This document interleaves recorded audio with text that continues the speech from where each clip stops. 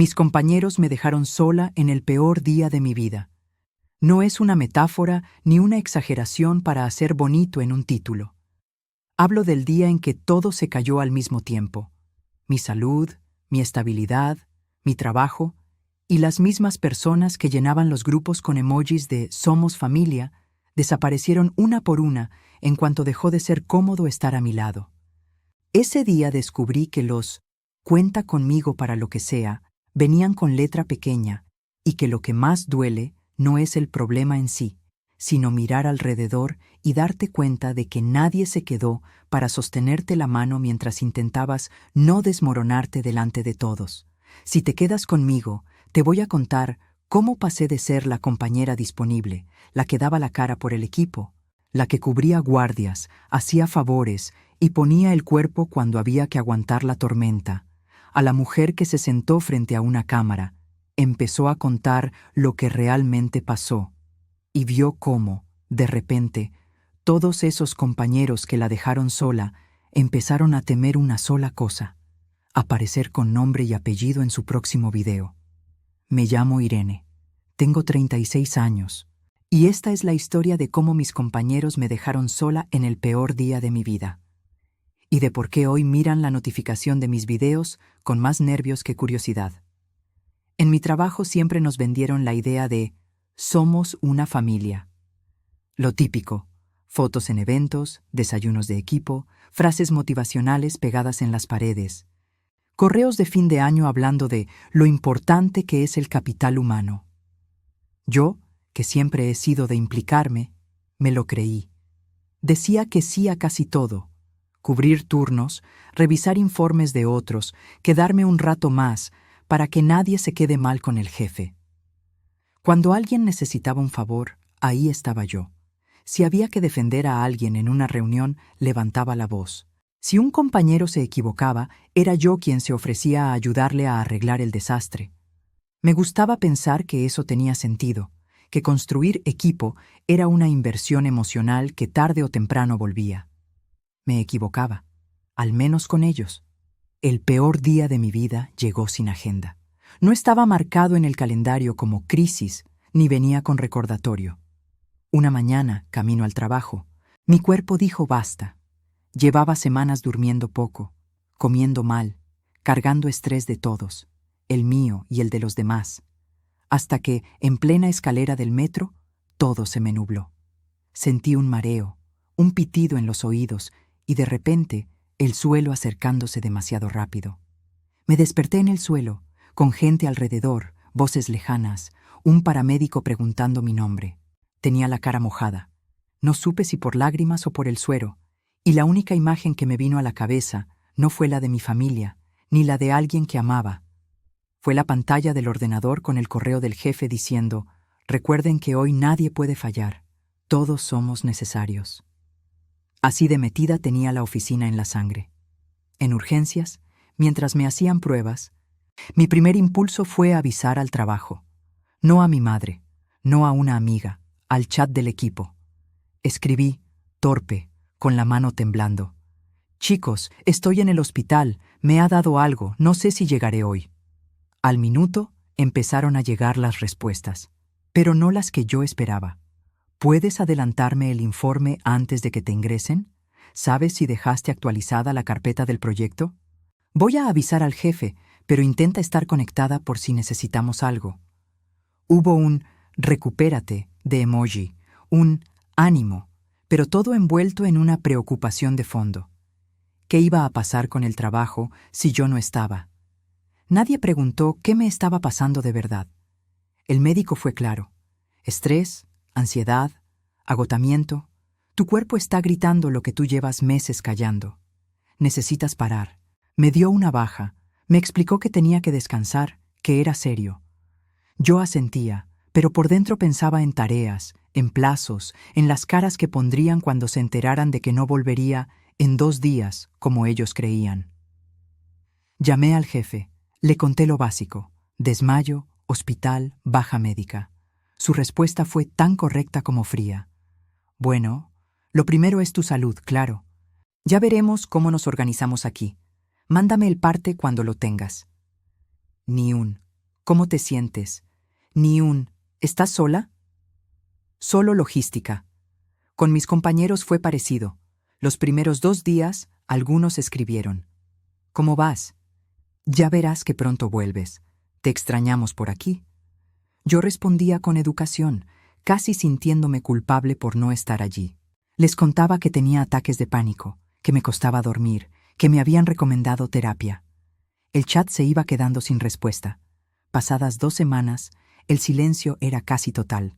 En el grupo, mientras tanto, la vida seguía. Memes, quejas del jefe, fotos del afterwork.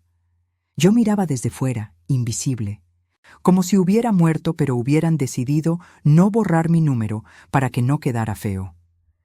El peor día de mi vida no fue el del hospital. Fue otro, el día en que intenté volver. Aún no estaba recuperada, pero sentía la presión de regresar para no quedar mal. Fui a la oficina con el corazón desbocado, la garganta apretada. Apenas crucé la puerta, sentí que algo estaba distinto. Mi sitio ya no era mi sitio. Mi mesa estaba ocupada por otra persona, mis cosas apelotonadas en una caja en un rincón. Nadie me había avisado. «Es que necesitábamos reorganizar mientras no estabas», dijo el jefe, sonriendo tenso. «Pero siéntete como en casa». Compañeros que yo consideraba cercanos evitaban mi mirada. Otros se acercaban con frases neutras. «Qué bien verte. Ya estás mejor, ¿no? Me parece que todo sigue igual». Todo menos yo. Ese día tuve un ataque de ansiedad en el baño, sentada en el suelo frío, con la espalda contra la puerta, escuchando las risas del pasillo como si fueran de otra vida. Nadie tocó la puerta. Nadie preguntó por qué había tardado tanto. Nadie se sentó a mi lado a decir: «Si quieres, salimos a tomar aire». Fue ahí donde entendí que, para ellos, yo era útil mientras podía sostenerlo todo sin romperme. En cuanto me rompí, me convertí en problema, en ruido, en algo incómodo que era mejor poner en una caja, como mis cosas. Esa tarde, salí de la oficina con la sensación de que acababa de asistir a mi propio funeral laboral. A partir de ahí, mi proceso fue otro: dejar de buscar apoyo donde ya no lo había. Me centré en mi terapia, en mi salud, en recuperar algo que no sabía ni cómo se hacía: cuidarme a mí. En ese proceso, empecé a escribir lo que me había pasado. Primero en un cuaderno, luego en notas del móvil, luego en un blog anónimo. La escritura se convirtió en mi forma de entender lo que había vivido. La culpa de enfermar, el abandono silencioso del equipo, la indiferencia disfrazada de profesionalidad. Me di cuenta de que no era la única. Leía historias parecidas, gente que era familia hasta que tuvo un problema real, y entonces se quedó sola. Un día, casi por impulso, grabé un video. Solo la cámara del móvil, apoyada en unos libros. Conté, sin dar nombres ni empresas, cómo había sido mi peor día en el trabajo y cómo mis compañeros me habían ido dejando sola. Hablé de los mensajes, de la caja con mis cosas, del baño, de esa sensación de ser descartable. No lloré, pero se me quebró la voz. Subí el video sin pensar demasiado. Si no le sirve a nadie, al menos me sirve a mí, pensé. No esperaba gran cosa.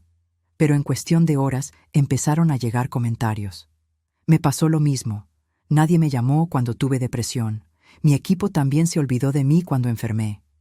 Gracias por ponerlo en palabras. El video empezó a moverse. Gente compartiéndolo, etiquetando a otros. Mira, esto me recuerda a lo que te pasó. Yo leía y lloraba. Esta vez no de dolor, sino de alivio. No estaba loca. No era la única dramática.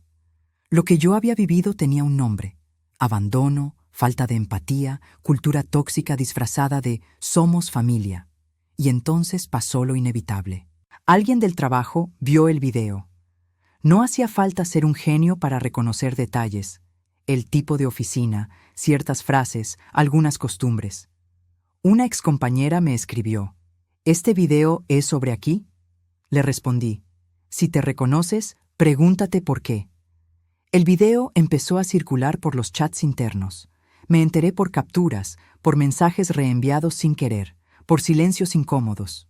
De repente, esos compañeros que no se tomaron 5 minutos para escribirme cuando estaba en el hospital, estaban analizando cada palabra que yo había dicho frente a una cámara. Algunos se ofendieron. Está exagerando. No fue para tanto. Sabe que la apoyamos. Otros se quedaron callados, sabiendo que, en el mejor de los casos, habían mirado para otro lado. Lo que más me sorprendió fue el mensaje del jefe. «Vi tu video», escribió. «Me hubiera gustado que hablaras conmigo antes de exponerlo así». Me reí, triste. Le respondí. «Me hubiera gustado que hablaras conmigo el día que me desmayé o el día que vine y encontré mis cosas en una caja». Silencio. A partir de ese primer video, empecé a hacer más. No desde el rencor, sino desde la necesidad de hablar de lo que nadie quiere escuchar. Salud mental en el trabajo, compañerismo de mentira, jefes que solo saben mandar flores el día de la foto institucional. Cada vez que subía una historia, más gente comentaba, compartía, se identificaba. Mi cara, mi voz y mi experiencia empezaron a tener peso. Y aquí viene la parte irónica. Los mismos compañeros que me dejaron sola empezaron a estar pendientes de lo que yo publicaba, no por cariño, sino por miedo.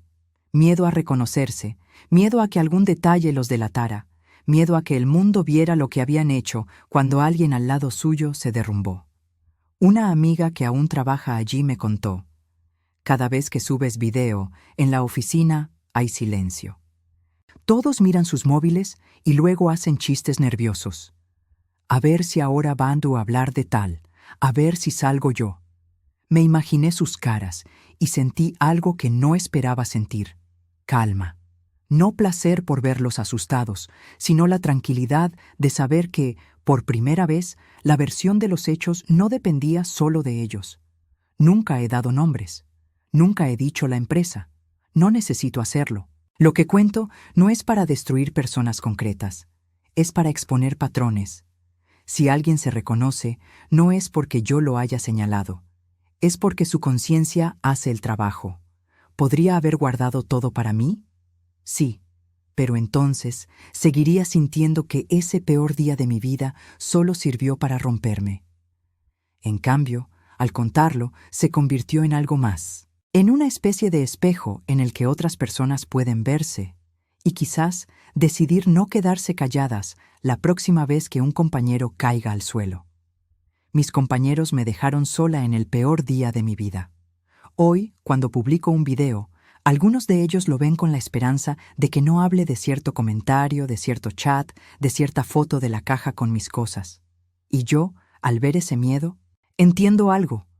Al final, el silencio protegía más a ellos que a mí.